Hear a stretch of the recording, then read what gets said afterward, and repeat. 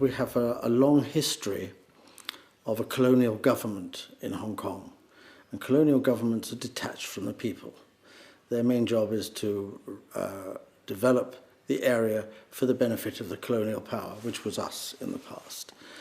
Changing a government from a colonial government into a more sensitive government dealing with the interests of the local people, that takes time. I think from talking to people in Beijing over the years, I have a clear view that the people in Beijing value Hong Kong, and they know that the way Hong Kong operates has to be different from the way the rest of China operates. The Chinese government is being very restrained. It's leaving the primary responsibility with the Hong Kong government. That's the right thing to do. And it is letting the local forces of law and order deal with it.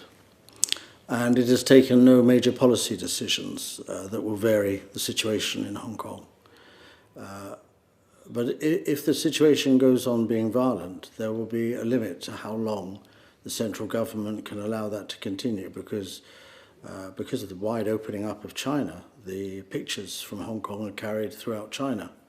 And no government can allow itself to be seen as tolerating violence in the streets. The people of China don't want that. I wouldn't have thought the majority of people in Hong Kong want to see violence in the streets.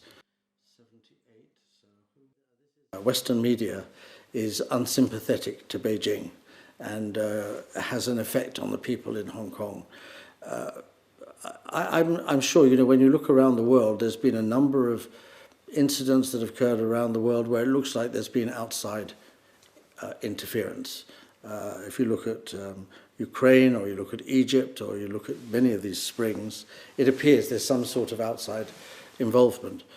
What's the fundamental reason or cause behind this kind of outside interference? What's their motivation?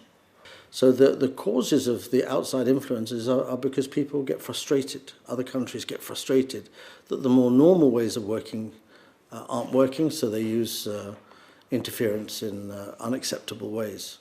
It happens. It doesn't work.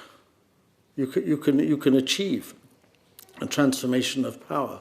So you look at the situation I mentioned, Ukraine. Is Ukraine a better place, a more stable place, because it changed its influence to being more pro-America, more pro-Europe?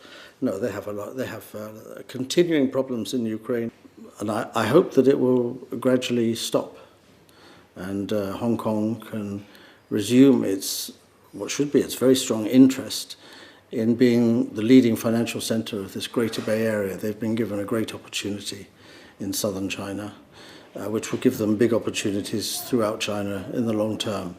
So I think the British people hope that China can find a way to enable the people of Hong Kong to calm down and to have an easier life, concentrating on their futures, not on their worries.